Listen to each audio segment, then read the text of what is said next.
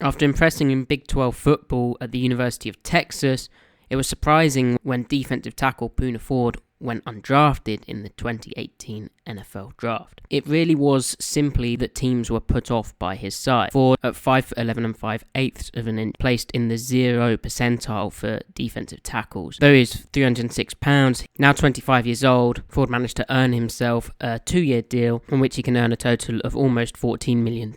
And Seattle chose to do that rather than tender Ford to a restricted free agent contract. 9 days after Ford signed that deal, as reported by Tom Pelissero, Jarran Reed was cut for cap reasons, with the two sides failing to come to an agreement. Seattle's other defensive tackle options include a 34-year-old Al Wood, signed this offseason, who spent a year out of football, and there's also the relatively unknown Cedric Lattimore. Ford can play both nose tackle and 3 technique, and his importance after Reed's departure has suddenly increased. Thankfully, Ford played some of his best football in 2020, finishing the season with 2 sacks, 9 quarterback hits, 40 combined tackles, and 8 tackles for loss per Pro Football Reference. It was a really impressive end to the season for the defensive tackle.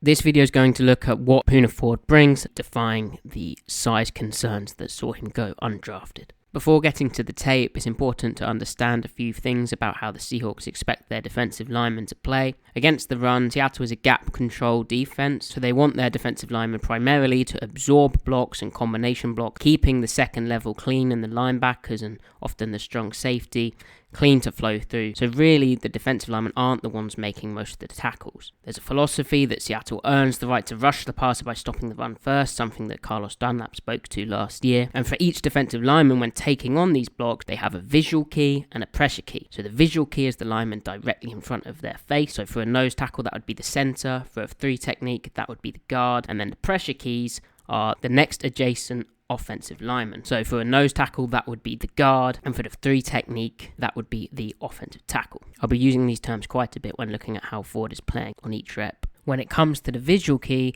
the defensive lineman is reading the angle of departure. Is it a tight zone path towards me, away from me? Is it a wide zone path away from me? Is it a wide zone path towards me?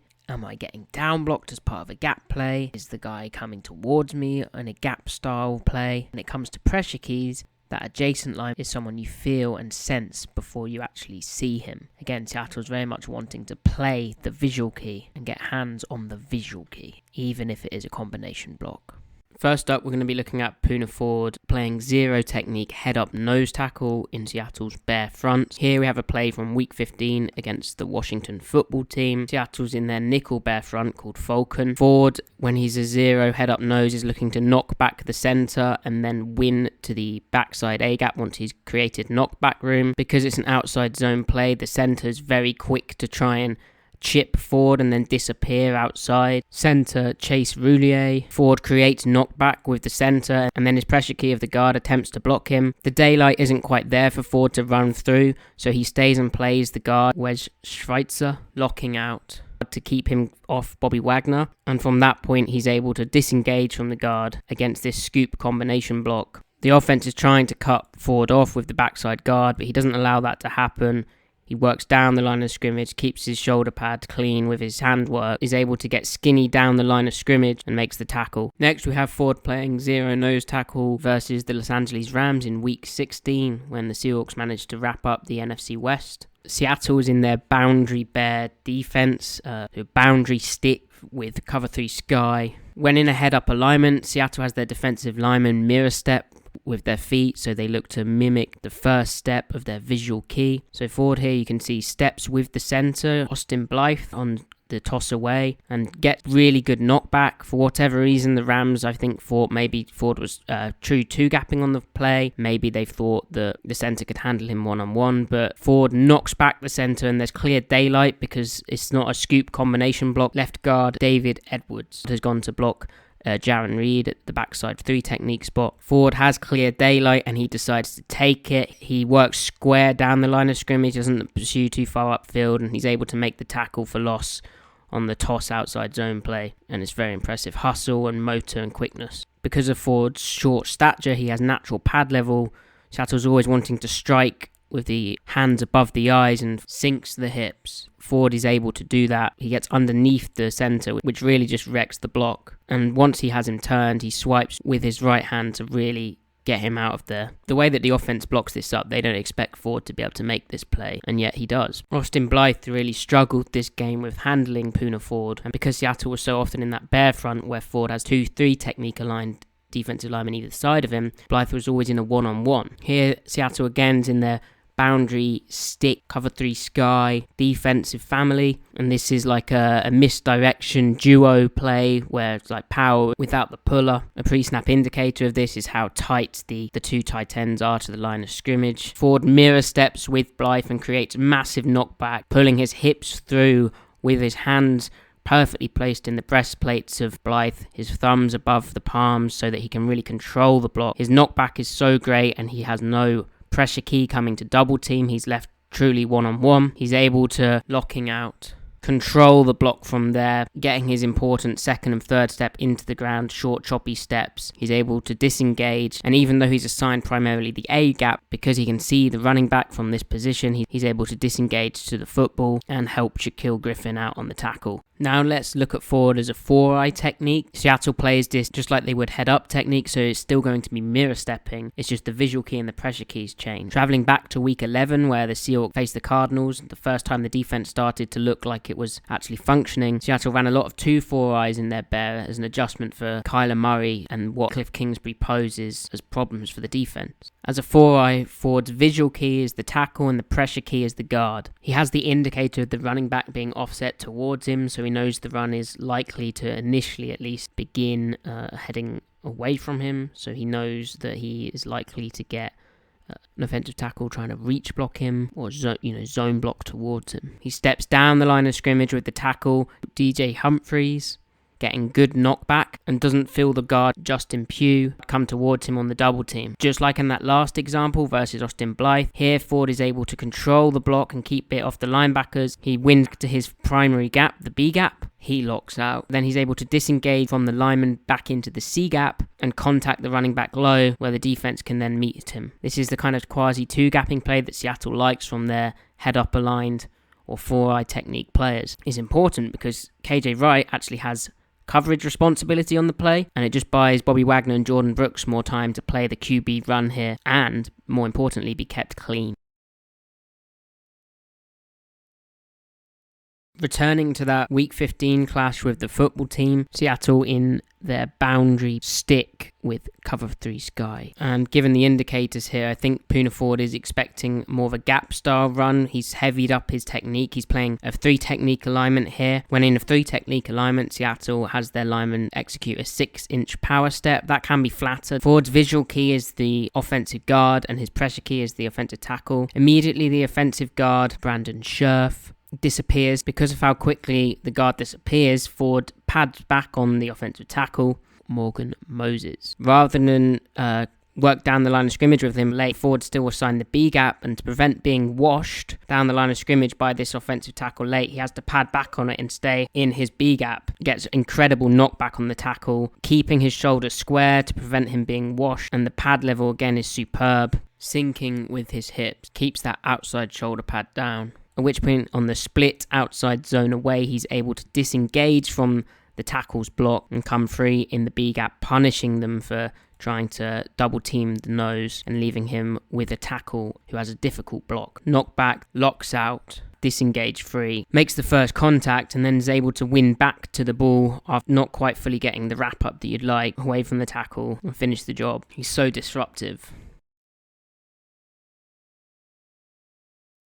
To stay sound in certain scenarios from their bear front, Seattle will use Jamal Adams as a blitzer, stay gap sound, and they also move their line. When Adams blitzes, they're going to move their line anyway, so that's what we see here. Washington's in a potentially troubling formation, especially after the shift, and this immediately, even if Seattle wasn't blitzing Adams, would be an alert for a Pirate-style stunt because they're alert to a bend run. You can see Wright communicate that the slant and the blitz is coming towards him once they get that motion into the backfield of that tight end.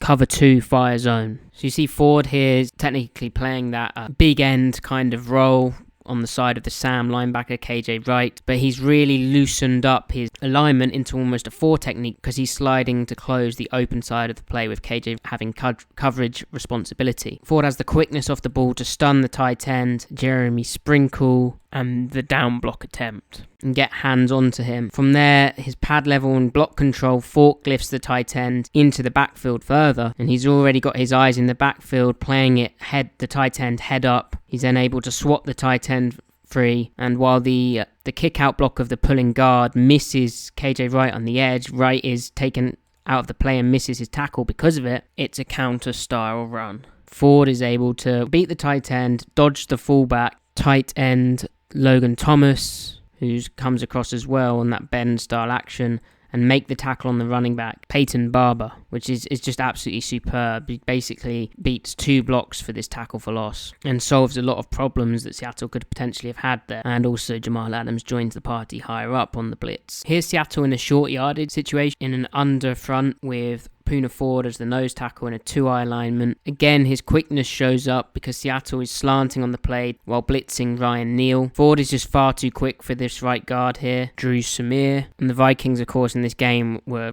constantly trying to figure out how to stop the disruption onto their moving bodies around. But Ford is too quick into the backfield and he keeps his pad level clean with a nice dip. It'd be very easy to get washed with a knock to the shoulder pad, but because he gets skinny through that, he avoids that, keeps his pad levels down, and then he's right into the backfield on this crunch style play. And that puller is designed to kick out probably KJ Wright as the end man on the line of scrimmage, but it ends up that Ford takes that block, and again, it's just disruption, which is breaking what the offense is trying to do. He shouldn't be in that deep into the backfield. They did not expect that, and it means that Alexander Mattison has to cut away from where the run's actually supposed to be going. Really, he wants to be cutting that back here. Instead, Cody Barton's clean into the hole. Ryan Neal's clean into the hole. And it gets stuffed for a very short gain. Ford showed tantalizing glimpses of genuine pass rush ability, particularly as the season progressed. Having signed just a 2-year deal, it could well be that we're in a similar situation to what the Seahawks faced with Jarran Reed, where Reed felt his pass rush ability had been undervalued by Seattle and deserved more money. Yes, there was the reduced cap year complicating that, but I'm sure Ford on his short contract will be looking to earn a bigger payday thanks to showing his ability to pressure and sack the quarterback. His quickness again shines here. With the Rams out in an empty formation and Seattle going for an even double 3 technique front, Ford was able to loosen his alignment. In this situation, Ford's emphasis would be to get off the rock, get upfield and grab grass. He doesn't need to worry about the 6-inch power step from 3 technique. He needs to get a vertical first step. Given Ford is a 3-tech to the slide of the center, he has to keep the quarterback confined in the pocket here. He does a great job on his second step of surging through the inside pad of the guard, David Edwards, and being that A-gap push player, causing the center, Austin Blythe, trouble too, and pressuring Jared Goff into an inadvisable throw, a sort of classic Goff throw, which is almost an interception. If not, it would have been a sack. And there's Ford beating 2 players, and he even almost manages to reach the right arm up to attack the football and get a strip sack. Seattle in their boundary stick cover 3 defense, you'd have thought would have found it harder to get pressure with 4, but they actually did an okay job, especially in this Cardinals game. Ford here is back at head up 0 technique. He's not really expecting pass here, especially in the 2nd and 7 situation in a fairly neutral game state. But after mirror stepping first, he keys the hi-hat of the center, Mason Cole. Swipes strongly to get their arms off him with his left arm. He's already won the battle here, getting the center turned, is able to surge through. This just makes Kyler Murray uncomfortable in the pocket because it's a strong A-gap push and he sort of has to scramble up, and he's just uncomfortable by his center losing like that and allowing backfield penetration. As a pass rusher, Ford also showed lower half flexibility that really hints at his true potential as a sack artist and a quarterback pressurer. Aligned at head-up nose tackle with Seattle doing their sky strong safety blitz. Ford is therefore moving to his left on the fire zone pressure.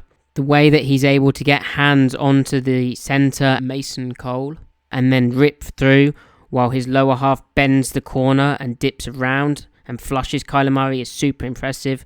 Okay, he falls, but he's already done more than enough here. It's really, really impressive to see him have the ability to shorten the corner like that by getting his outside foot in the ground and then bending in his lower half. Murray flush forces a dangerous that gets his tight end lit up by Quandre Diggs.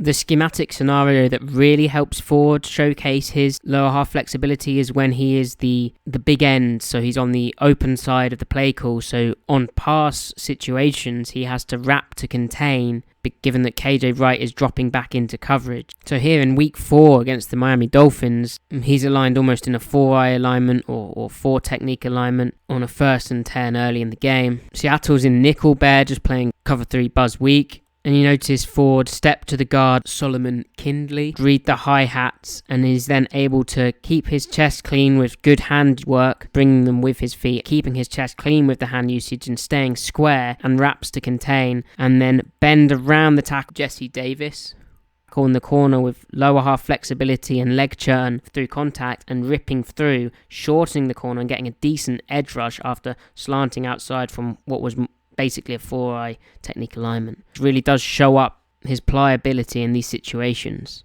That ability to keep rushing and turning the corner while bending, not falling over, staying balanced, and also working in upper body stuff like active hands and a nice rip through the block. This is the kind of thing that, as it all starts to come together even more for him, will start to lead to more sacks and just general pass rush production, as well as the obvious activity.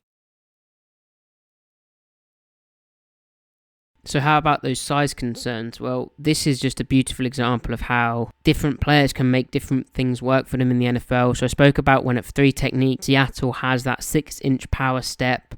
They'll do the same when they're at shaded center as well. And so against inside double teams like a slip inside zone combination, they'll try and smack the guard and win on the initial contact and stand that guard up so he can't flipper you, can't stand your pads up. And then after winning that pad level, you try and shove him into the A-gap. However, you've still got your pressure key, the tackle whacking you in the side. You know, you're getting a big kidney shot. And against teams who stay on double teams for quite a while, as the New York Giants did in week 13, you know, that is exhausting. Yeah, Ford is 306 pounds, which is big for his size, but sometimes you need to mix it up and change it up so that your side isn't taking the force. So what Seattle does and what other teams do as well is a drop the knee technique. So you can see Ford here. He's got the indicator of a crunch player, Seattle call it, or duo with the tight ends tight to the line of scrimmage. So he's going to get a real big double team. It's also heavy personnel, which is another indicator of that. Team personnel in an I-form look. Ford's heavied up his 3 technique alignment. His visual key, left guard, Matt Pert, climbs towards him and Ford gets good knockback and Ford stays and plays, anchoring in here. He drops the knee with his pressure key. Left tackle, Andrew Thomas, coming to double team him. The pair combine for 643 pounds of mass. He keeps the guard off Jordan Brooks for as long as possible and locks out, and he manages to keep his legs churning, and he pops back up from his knee on the ground and join the tackle on the ball carrier, Elijah Penny. He's managed to win his B gap essentially and then win into the A gap, which is very, very impressive stuff from a double teamed guy. Okay, the run still gets yards, but then there's a reason a lot of teams are running this duo play because it's very hard to stop even if people play it well. But that's textbook play from Poona Ford against a gap-style double team. And it's all done by Ford putting his outside knee down on the double team because, you know, keeping 2 feet in the ground, Ford is taking a serious amount of weight. How does a guy with Poona's height and length rush the passer as well as he does? You know, there's a couple things about Poona that are unique. One, he's a terrific athlete, just in general. He's got timing and feel. He's got hand-eye coordination. He's got a great shot, you know, in hoops. He's just got a lot of natural athleticism about him in this body that just doesn't look like he should. But he also has really long arms, and the length that he has allows him to leverage and get underneath guys. Natural quickness is a special part of a natural athlete sometimes. He's got that. So, where he didn't look the part maybe to other teams, and he's available to us in free agency. The playmaking, he was Player of the Year in his conference, I think, and you can see why. He's just a really good ball player, and he's really smart as well. He can play all the spots, and he can help guys out and communicate really well. So he's a terrific guy. We were really happy to get him hooked up this offseason.